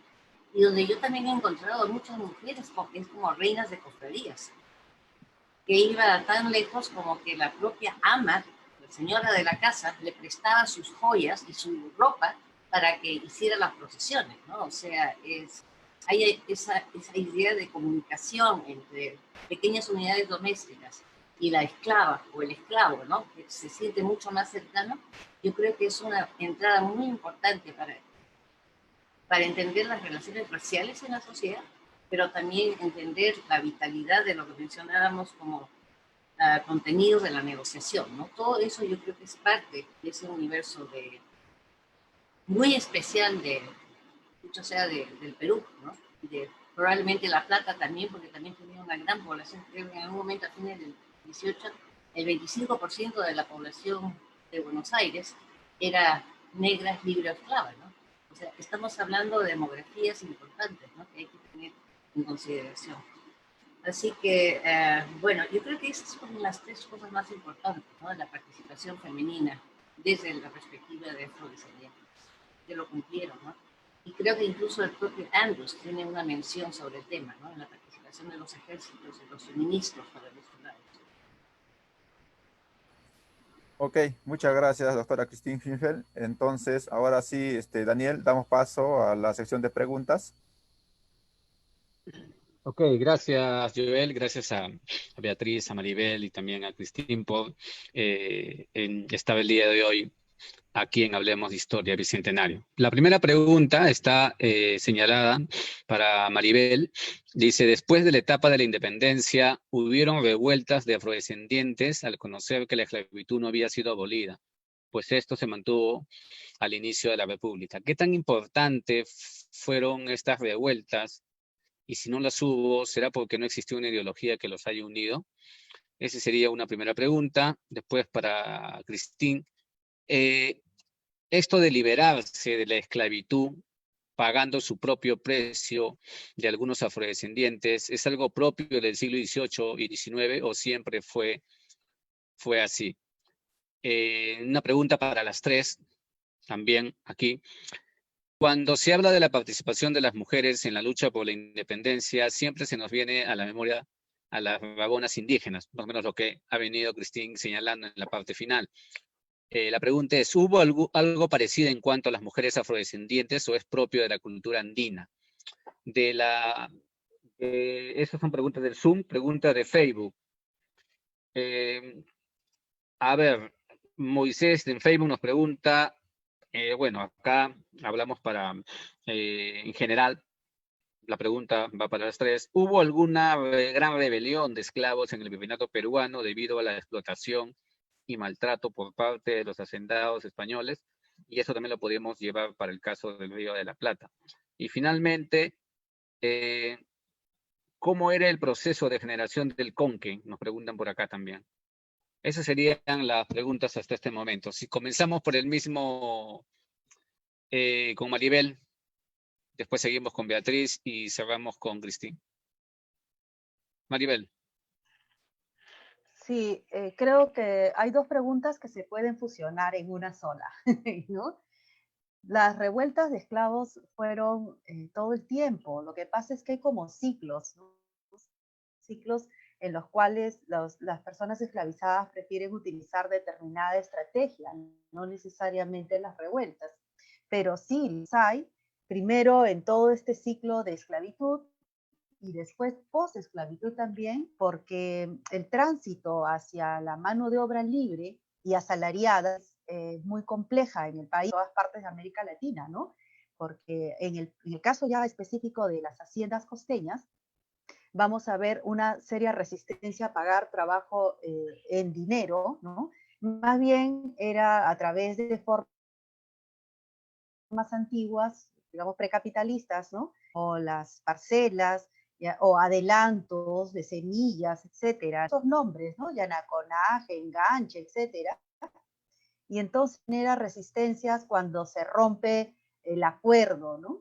Así que hay varias revueltas a lo largo de la cosa, y eso lo podemos, hay otros tipos de organización que ya pasa por radicalización, ¿no? En la que se sigue peleando por mantener niveles de negociación, pero también niveles de derechos económicos, ¿no? Por el salario, el peso de lo que cargaban. Estoy pensando, por ejemplo, en las haciendas de estas revueltas ya de principios del siglo XX, en las 3 primeras décadas del siglo XX, acerca de estas revueltas sobre el peso que cargaban, por ejemplo, de la carga del azúcar, ¿no? Entre otras más. Así que hablar de revueltas no solamente es pensar en un contexto como el de la independencia o en la colonia, sino que hay que verlo a largo plazo también, ¿no? En qué coyunturas se van dando, ¿no? Y después de eso es hacia el trabajo asalariado, ¿no? Con otros tipos de organizaciones.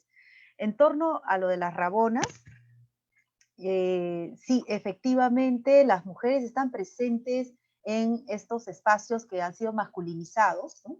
Porque vemos la guerra como un asunto de hombres en el pasado, ¿no? O los ejércitos que se empiezan a organizar de manera jerárquica, ¿no? Y se empieza a votar a las mujeres. En el caso del Perú, las vamos a tener muy presentes incluso en las guerras con Chile, 1879, y luego vamos a ver la presencia de mujeres en las montoneras, ¿no? Incluso en la entrada de Piérola por la calle esta Cocharcas, que es tan famosa, y hay una pintura clásica, ¿no? Al respecto, hay mujeres también. Yo creo que el asunto es mirar con otros ojos las fuentes, ¿no? Y aquí una invocación pues a los estudiantes que nos están escuchando ahora, una invocación, ¿no? Hay que volver a leer las fuentes, buscando, pero no solamente buscando a las mujeres, sino también con estas perspectivas de que no vamos a encontrar tal vez soldadas, fila, o ya con galones en los hombros, ¿no?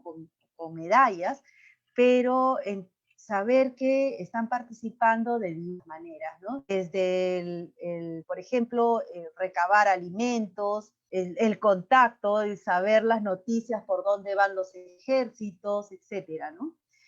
Tal vez al momento de leer la documentación se nos ha pasado de largo, no hemos dado importancia, no lo hemos considerado como parte de las circunstancias y las coyunturas, ¿no? Pero ahora sí, hay que hacerlo, ¿no? Porque eso colocaría también a las mujeres dentro de estos contextos históricos, ¿no?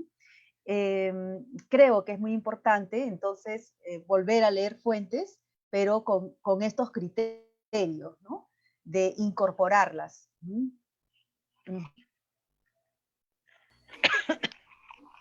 Bien, gracias Maribel. Pasaríamos a Beatriz. Beatriz. ¿Me escuchan? Ahí está, me escuchan. Bueno, yo creo que en el Río de la Plata, digamos, no hay testimonios contundentes, podemos decir, o no se han localizado más que algunos episodios de rebeldías o de intentos de conspiración solamente, diríamos, liderados por negros, ¿no? Pero, digamos, el hecho de conocer mejor las formas de movilización política ha conducido también a ampliar el espectro de posibles rebeldías, ¿no? No es solo esperar la gran rebelión y el intento digamos, absolutamente autónomo de un grupo social de estas características, digamos, contra los amos, contra las autoridades en función de la libertad, ¿no? Entonces, lo que sí se han desarrollado son mayores, digamos, sensibilidades por parte de los historiadores y la historiografía en detectar un arco de rebeldías, no necesariamente la revolución, ¿no? O la rebelión. Y en ese arco de rebeldías también que pueden tener diferentes maneras, ¿no es cierto? Desde el robo o el hurto en los mismos ejércitos, ¿no es cierto? Se robaban, digamos, podían utilizar la pólvora para venderle, comprar cigarrillos, etcétera, etcétera. Digamos, ese arco de rebeldías, que no necesariamente es una afrenta a la autoridad, son formas, diríamos, de ejercer esa capacidad de agencia, esa forma de intervenir en la relación de autoridad y obediencia, y al mismo tiempo de introducir cuotas de negociación en esa nueva relación, ¿no? Esto a mí me parece importante porque entonces no quedamos con la idea fija que la rebelión es de una sola forma, ¿no? Tomar las armas e ir contra los amos y demás, sino ser sensibles también a ver cómo ese mundo se va fisurando, se va resquebrajando, porque hay un punto que es central. Las élites, o digamos, los jefes revolucionarios, estaban compelidos a establecer formas de negociación con los sectores subalternos en ese momento revolucionario, porque eran la base que tenían para movilizar los ejércitos, y tuvieron que diseñar diferentes incentivos para sostenerlos en las filas de los ejércitos revolucionarios o emancipadores. Y en torno a esto a mí me parece que es un tema importante, es prestar atención a cuáles son los incentivos, y sobre todo los incentivos materiales. Porque si bien el patriotismo es una cuestión importante, o la libertad es un valor importante, hay incentivos materiales que servían a la movilización política. Y en el caso de los ejércitos, el prest o el salario era fundamental. En el caso del ejército de los Andes, el prest lo pagaba el sargento, y a la tropa se pagaba por semana, ¿no? Entonces, por semana el sargento recibía los jornales de sus soldados y los pagaba en persona. Es decir, no era el jefe o el oficial que le pagaba al soldado, sino que esa cadena de obediencia y de subordinación estaba mediada por la figura del sargento. Y muchas veces esos sargentos eran o mestizos o negros.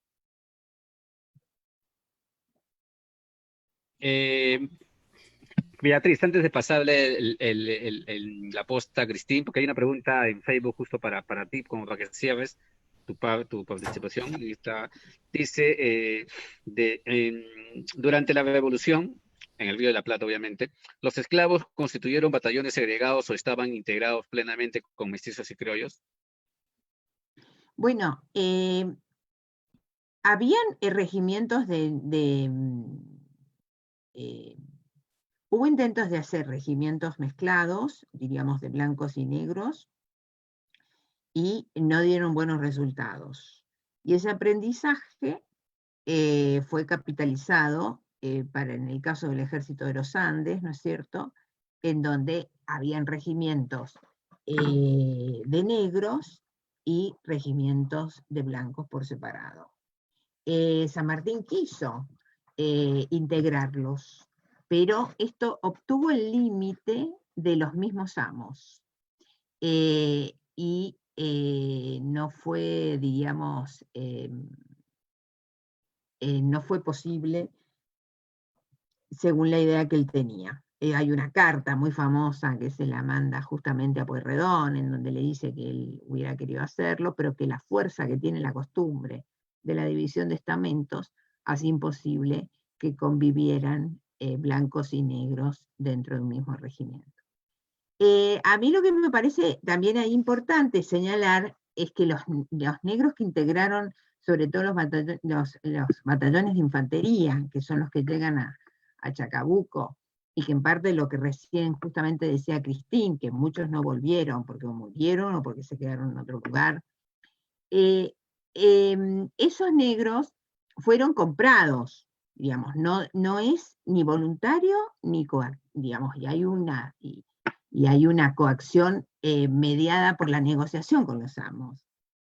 Porque justamente lo que hace San Martín como gobernador de Cuyo es hacer como un censo de todos los negros que están en Cuyo y solamente una tercera parte negocia con los sectores propietarios para que pasen a las filas del ejército.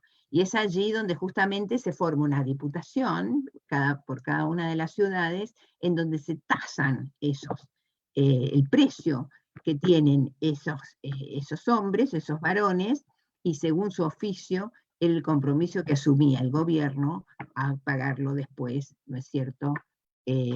Una vez se pagaron una vez concluidas las guerras de independencia. La otra cuestión importante en torno a esto, de lo que recién comentaba Cristín, es que estos negros, evidentemente, muchos no vuelven, otros se quedan, entre ellos, bueno, justamente el mítico, ¿no es cierto?, Palucho, ¿no?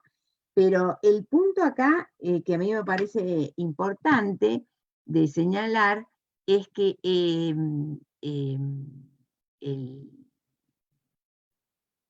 la posibilidad de que el ejército fuera un vehículo de movilidad para los mismos negros tuvo, como bien anticipé antes, un techo, ¿no? No era infinito, porque seguía prevaleciendo, ¿no es cierto?, la no consideración frente al color de la piel, el tema de la raza, y que si bien la revolución fue una ventana, o se abrió una posibilidad de cambio para estos sectores sociales, bien pronto las expectativas se vieron clausuradas y el liberalismo les dio un lugar que no esperaban tenerlo ellos mismos, ¿no? Gracias, Beatriz. Cristín.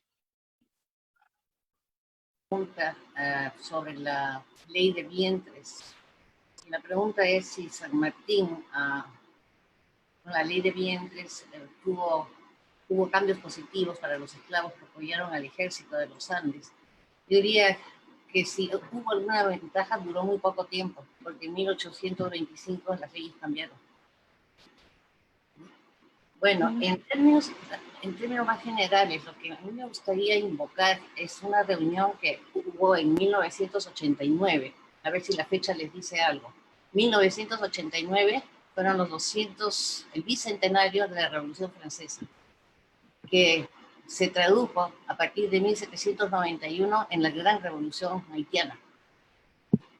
Y ustedes se acordarán que el propio Bolívar, antes de iniciar su campaña en Caracas, fue a Haití a pedir consejos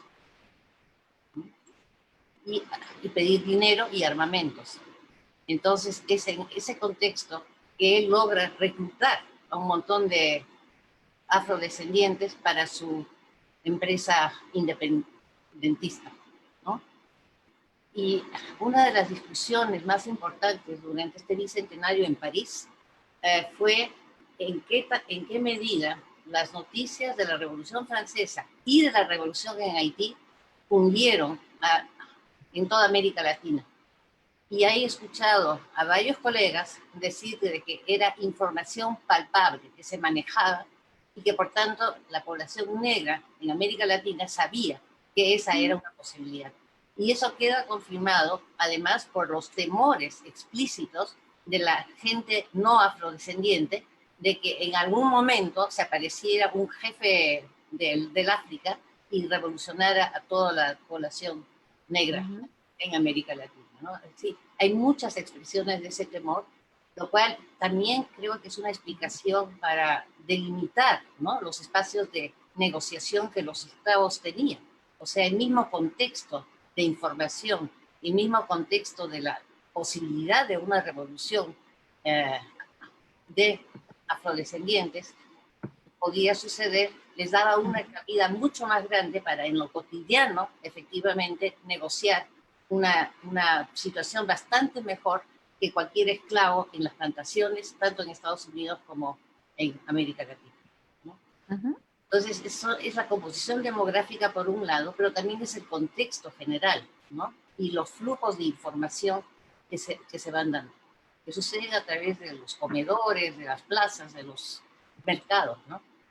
Y la gran conclusión de esa reunión de 1989 en París fue que efectivamente la población negra era consciente de lo que estaba sucediendo, tanto en el mundo como en el comedor de su casa, ¿no? O sea, había una cierta conciencia política, ¿no? Que estaba informada por todo lo que estaba pasando en el entorno. Y la revolución haitiana terminó en 1804, mucho antes, y fue exitosa. Y es otro mensaje importante.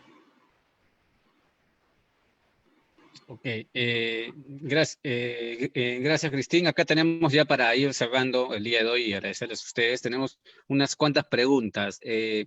Nos preguntan desde el norte peruano, nos dicen, ¿qué opciones se plantearon para los negros libres y negros esclavos, tanto en el bando independentista o realista? Por acá también nos pregunta, para Maribel, nos pregunta, bueno, yo entiendo acá la pregunta, ¿qué es la libertad? Y el hombre latinoamericano y específicamente el hombre peruano es libre. Estamos hablando ya para términos actuales. Por acá también hay otra pregunta más que es en general para las tres, si pudieran contestar de manera puntual. Con respecto al aporte cultural, específicamente el arte, ¿qué aportes podríamos rescatar en torno a los afrodescendientes?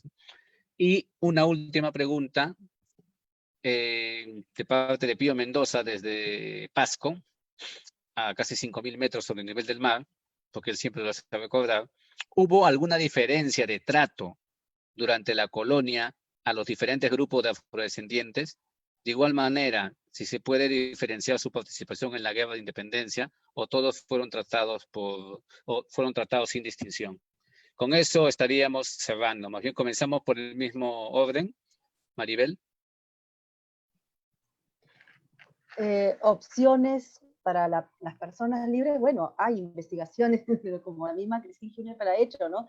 O lo de Carlos Aguirre acerca de cómo la nueva sociedad trata de incorporar y a su vez también los mismos afrodescendientes se incorporan, ¿no? A estas sociedades en las cuales cambian algunas reglas de juego, efectivamente, y eso se puede notar, se puede rastrear en la documentación, ¿no? El invocar continuamente este asunto de la libertad, ¿no?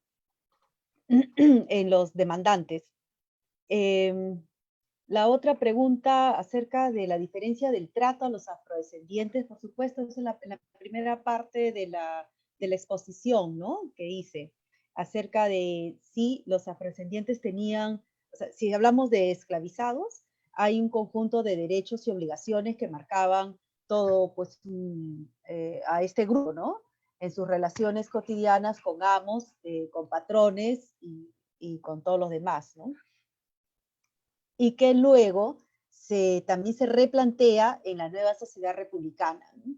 Hay que recordar que hay reglamentos, el reglamento de las haciendas, etcétera, que retoma las viejas tradiciones esclavistas de la colonia, que en realidad no eran tan viejas, ¿no? Y que se vuelven a utilizar en la sociedad republicana inicial, ¿no? Por otro lado, la otra pregunta acerca del arte, aquí nos falta, ¿no? En Buenos Aires tuve la oportunidad de, bueno, conversar y adquirir el libro de Marilú, sobre las representaciones en el arte de los afrodescendientes, y creo que es un vacío en el Perú, ¿no? Poder revisar también cómo se representa, porque una cosa es ser objeto de representación y luego desde el otro lado cómo se quiere ser representado en un retrato al óleo, en acuarela o ya en fotografías, ¿no? Así que creo que ese es un vacío en el país, ¿no? En nuestro país. Hay estudios fragmentados acerca de las acuarelas de Pancho Fierro, hay estudios muy buenos sobre Gil de Castro, o ahora último que entró hace un par de años, que entró también en la colección del Mali, esta representación de, no me acuerdo el nombre ahorita, pero es la abuela de López Albújar, ¿no?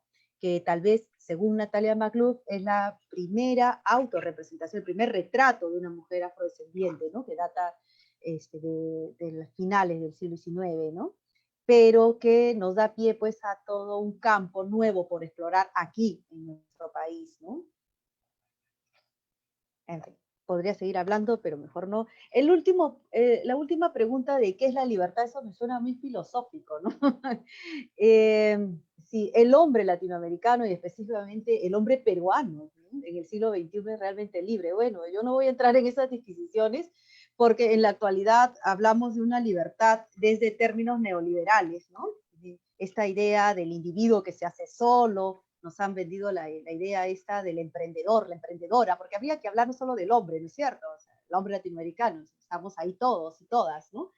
Eh, y llegando, o sea, regresando al pasado, ¿no? Son, por supuesto, la idea de libertad no es la misma. ¿No? sé, por eso que no me encaja muy bien la pregunta, no sé cómo enfocarla, porque pasamos del siglo XXI hacia el siglo XIX, ¿no? La gente en el pasado tuvo la opción de pelear por las fuerzas realistas o por las fuerzas patriotas, y otros ni siquiera tuvieron la opción, ¿no? Sino más bien fueron arrastrados. Y más bien lo que yo preguntaría es qué ganaron, ¿no? ¿Qué ganaron con eso en ambos lados? Claro, sabemos que el lado realista perdió. ¿Qué pasó con esa gente que perdió, no? ¿Cómo se reinsertan después? ¿Qué argumentos utilizan? ¿Qué estrategias, no? Yo lo haría más bien por ahí, ¿no? Diría el asunto por ahí. Creo que para terminar rápidamente, porque creo que de aquí ya no voy a hablar, ¿no? Yo creo que hay huecos, ¿no? Vacíos, porque son cosas que recién estamos pues investigando. Yo vería, por ejemplo, las tensiones entre los soldados, ¿no? Los bandos, en ambos bandos, o el asunto de las deserciones también, ¿no? Tomando esto como motivos de investigación y rastrear las biografías, efectivamente, las biografías de los que se quedaron, ¿no? Eh, Me gustó mucho ese punto que tomó Beatriz, esto de que el gobierno compra esclavos, ¿no? Esto también marca una posición de parte de estos soldados que luego se quedan acá. Entonces no era conveniente regresar, ahora se entiende mejor, ¿no? Con esta información. Pero igual creo que sería interesante hacer el esfuerzo de rastrear estas biografías. Por supuesto, es como buscar una aguja en un pajar, porque implicaría ir hurgando en las fuentes. Estas personas han tenido que dejar alguna huella, ojalá, ¿no? Que hayan dejado alguna huella en los archivos, no sé, cartas de compra y venta, alquiler, algo ha tenido que quedar para a partir de ahí hurgar, ¿no? Aparte de las mismas fuentes, como, no sé, pues las memorias de Miller, entre otras, ¿no? Donde hay descripciones de los soldados afrodescendientes, ¿no? Entonces, creo que hay muchos temas para trabajar y ojalá pues los que nos estén escuchando se animen, ¿no? Muchas gracias. Gracias, Maribel. Beatriz. Sí, dos cosas breves. Una, el tema de los grupos, digamos, qué conexión, si es que interpreté bien la pregunta, la conexión entre los grupos sociales en la colonia a la revolución y la independencia. Efectivamente, los negros estaban, diríamos, por lo menos en el Río de la Plata, desde el punto de vista militar, estaban organizados en regimientos separados, ¿no? Tanto los pardos libres como después se movilizaron los esclavos cuando fueron las invasiones inglesas, ¿no? Y esto más o menos se mantiene hasta la organización de tanto de los ejércitos del norte como el ejército de los Andes. La otra cuestión que me parece interesante es la pregunta del tema del arte, ¿no? En el Río de la Plata, digamos, no tenemos ningún Pancho Fierro, qué maravilloso.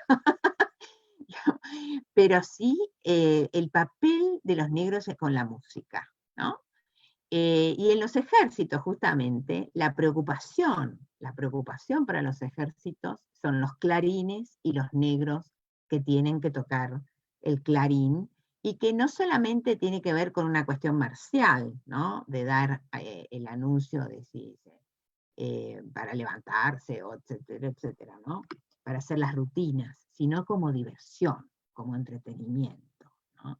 Entonces, en eso tienen un papel importantísimo, y justamente los músicos, ese oficio de músico, tiene una capacidad multiplicadora de sensibilidades, ¿no?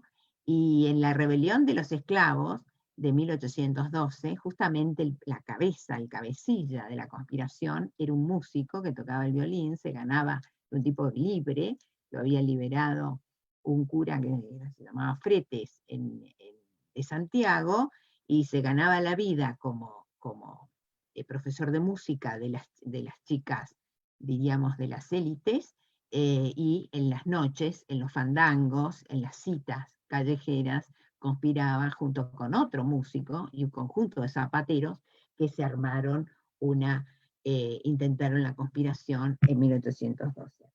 Y la música tiene un papel importantísimo también en Uruguay, ¿no? Diríamos, la presencia negra en la música, y sobre todo hasta ahora, ¿no? Es realmente importante, y bueno, allí están. También otra actividad artesanal desarrollada por los negros en el Río de la Plata es la orfebrería, la platería, ¿no? En la zona de Buenos Aires, ¿no? Así que bueno, no tenemos ni un José Gil de Castro, que pintó los Libertadores, como antes pintaba los Virreyes, no tenemos Pancho Fierro, pero hay un pulular de músicos que tocaban el clarín y que justamente eran los que estaban en el ejército, que cumplían una función de actividades marciales, como también de entretenimiento, y es muy importante. Gracias, Beatriz. Cristín. Y la cultura en general se mueve, diría yo. Lo importante es saber de dónde a dónde, de arriba para abajo o de abajo para arriba. Y a lo que yo quisiera agregar a lo que dijo Beatriz, es que aparte de la música están los bailes y está la comida. Entonces, es una especie de revancha de largo plazo. El anticucho es el plato nacional hoy día, y el anticucho fue inventado gracias a que los hacendados retiraban la carne que ellos no comían a sus esclavos. Está bien. Entonces habría que hacer también una investigación sobre la comida, ¿no? Y los platos nacionales, o sea, eso sería interesante, ¿no? Sí, por Y supuesto. eso en casa, dentro de toda esa discusión básicamente eurocéntrica sobre cuáles son los patrones de migración culturales en el largo plazo. Bien, gracias. Casi 2 horas, ¿no? Hemos estado acá con ustedes. Más bien agradecer a Maribel, agradecer también a Cristín y a Beatriz Vergoni y a Joel Pinto, que ha estado moderando también, y a todos los asistentes aquí. Y bueno, como se sabe, en Hablemos de Historia, la mayoría de personas ahora están ya conectadas más por el Facebook. Por lo menos por el Facebook nos han visto unas 400 a 500 personas, que es lo que normalmente en promedio, ¿no? Después van aumentando las visitas. Más bien, gracias, y con ustedes hemos cerrado el mes de julio. Estamos apenas, nuestra meta era llegar a 3,000 miembros. Todavía nos queda mañana, y creo que sí lo vamos a lograr, porque estamos apenas a 30 integrantes nuevos. Más bien, gracias a ustedes, y será hasta una nueva próxima, ¿no?, oportunidad. Seguramente nos vamos a seguir viendo, y más bien, gracias por estar acá apoyando este proyecto, y bueno, seguimos en contacto. Gracias a ti, Daniel. Gracias, muy amable. Gracias, ha sido muy bueno verlas. Chao. Chao. Igualmente. Encantada. Chao, Maribel. Chao, Cristín. Chao.